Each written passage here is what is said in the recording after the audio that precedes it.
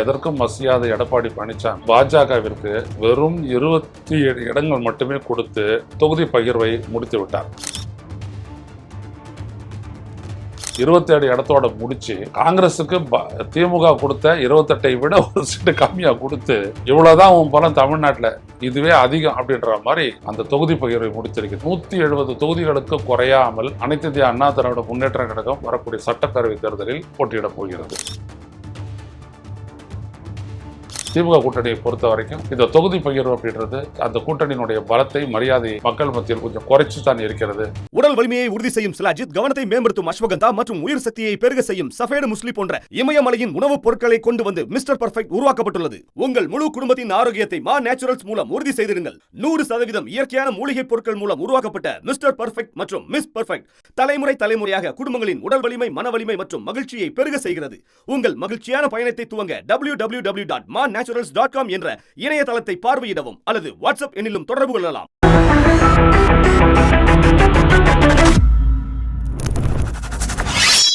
வணக்கம் தோழர்களே, ரோசஸின் வாயிலாக இன்று மீண்டும் உங்களை சந்திப்பதில் பெரும் மகிழ்ச்சி அடைகின்றேன். பாஜக அதிமுக கூட்டணியில் இன்றைக்கு ஒரு மிகப்பெரிய ஒரு முன்னேற்றம் ஏற்பட்டிருக்கிறது. தொகுதி பகிர்வை மிக அழகாக நேர்த்தியாக தன்னுடைய எதிர்பார்ப்புக்கு இணங்க முடித்திருக்கிறார் அஇஅதிமுக பொதுச் செயலாளர் எடப்பாடி பழனிசாமி. எடப்பாடி பழனிசாமியிடம் பாதிக்கு பாதி இடம் கேட்டு நாங்கள் போட்டியிடுவோம் அண்ணாமலையிலேருந்து ஆரம்பித்து எல்லாரும் பேசுனாங்க. நாங்கள் பலம், நாங்கள் 18.5%, அவங்க ஒரு 21%, அதனால் சம பலத்தோடு தான் இருக்கிறோம், அதனால் அவங்கக்கிட்ட பாதிக்கு பாதி சீட்டு வாங்குவோம், அப்படி இப்படிலாம் சொன்னாங்க. இவ்வளவு காலம் ஏப்ரல் 22 ஆரம்பித்து கடந்த சனிக்கிழமை வரைக்கும் இது போச்சு. எவ்வளவோ அழுத்தம்லாம் கொடுத்து பார்த்துட்டாங்க.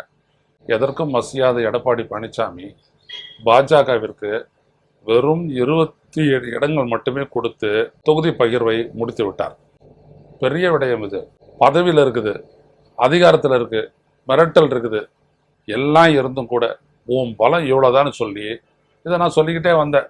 28 சீட்டை தாண்ட மாட்டார் அவர் அப்படின்ட்டு 27 இடத்தோட முடிச்சு காங்கிரசுக்கு திமுக கொடுத்த 28 விட ஒரு சீட்டு கம்மியா கொடுத்து இவ்வளவுதான் உன் பலம் தமிழ்நாட்டில் இதுவே அதிகம் அப்படின்ற மாதிரி அந்த தொகுதி பகிர்வை முடித்திருக்கின்றார். அது மட்டுமல்ல, அவர் வந்துட்டு பாட்டாளி மக்கள் கட்சி அன்புமணி ராமதாஸ் தலைமையிலான அந்த கட்சிக்கு உரிய இடத்தை கொடுத்திருக்கிறார். 18 இடம், 18 to 21 இடங்கள் தான் வந்துட்டு பாமக பெற்றிருக்குது பல கூட்டணிகள்ல.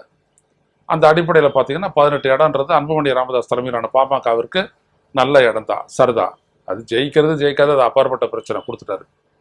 அதே மாதிரி டிடிவி தினகரன் அம்மா மக்கள் முன்னேற்ற கழக கட்சி, அதற்கு 11 இடங்கள், 8 இடம் தான் தருவாங்க, 6 இடம் தான் தருவாங்க அப்படின்ற இடத்துல டிடிவி தினகரனும் வலிமையாக வந்துட்டு பேரம் பேசி 11 இடங்களை பெற்றிருக்கிறார். அதன் மூலம் அவருடைய கட்சியினுடைய முக்கிய முன்னணி நிர்வாகிகளுக்கெல்லாம் தேர்தலில் போட்டியிடக்கூடிய ஒரு வாய்ப்பை கொடுத்து சரி பண்ணியிருக்காரு. ஆக 56 தொகுதிகளை விட்டு கொடுத்து இதை முடிச்சிட்டார். இந்த தொகுதி பகிர்வை முடித்து விட்டார், வெற்றிகரமாக முடித்து விட்டார் எடப்பாடி பழனிசாமி. அது மட்டுமல்ல, மீதி இருக்கக்கூடிய சண்முகம், வேலூர் சண்முகம், பாரிவேந்தர், அப்புறம் இன்னும் சில கட்சிகள்லாம் இருக்கு இல்லையா, பாண்டியன் தென்பகுதியில் இருக்கார் இல்லையா அவர், இப்படி ஏகப்பட்ட பேர் இவங்களையெல்லாம் வந்துட்டு ஆளுக்கு ஒரு இடமோ 2 இடமோ கொடுத்து அவங்களையும் செட்டில் பண்ணிடுவார். இதில் கிருஷ்ணசாமி எந்த பக்கம் போக போகிறாருன்னு தெரியல.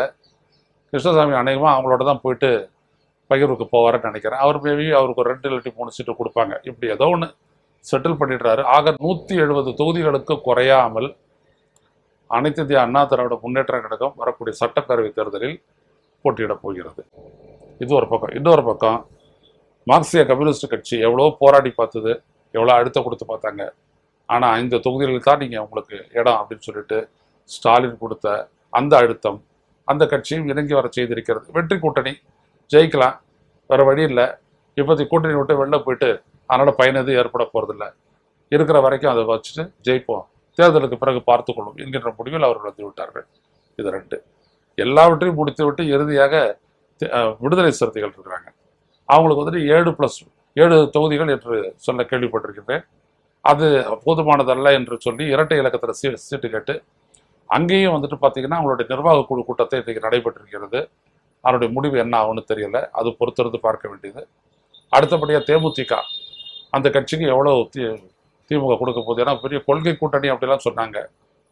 ஆனால் ஒருபோதும் பிஜேபி எதிர்க்காத, மோடியை எதிர்க்காத, அவருடைய கொள்கைகளை எதிர்க்காத தேமுதிகவுக்கு கொள்கை கூட்டணியான திமுக கூட்டணியில் எவ்வளோ இடம் தரப்போகிறாங்க அப்படின்றது மிகப்பெரிய கேள்விக்குறி. திமுக கூட்டணியை பொறுத்த வரைக்கும் இந்த தொகுதி பகிர்வு அப்படின்றது அந்த கூட்டணியினுடைய பலத்தை, மரியாதையை மக்கள் மத்தியில் கொஞ்சம் குறைச்சி தான் இருக்கிறது என்பதையும் நாம் பார்த்து கொண்டிருக்கின்றோம். பார்ப்போம், இன்னும் கொஞ்ச நாள் தான். அதற்கு பிறகு பரப்புரையை தொடங்க வேணும். இன்னைக்கு சீமான் தொடங்கிட்டாரு, அடுத்தடுத்து மற்றவங்களும் தொடங்குவாங்க. கூடிய சீக்கிரம் விஜய் இறங்க போறேன்னு இருக்காரு பரப்புரையில். அவர் என்ன பேச போறாரு அல்லது உளர போறாரு, அதை பொறுத்திருந்து பார்ப்போம். மீண்டும் சந்திப்பு தொடரலை. நன்றி, வணக்கம். ஊடகம் கார்ப்பரேட் அரசியல்வாதிகளின் கைப்பாவையாக, அடிமைகளாக இருந்தது போதும். இனி சாட்டை எடுத்து சுழற்றும் நேரம் வந்துவிட்டது. ஊடகம் பொதுமக்களாகிய உங்களுக்காக, உங்களாலேயே இயக்கப்பட வேண்டும்.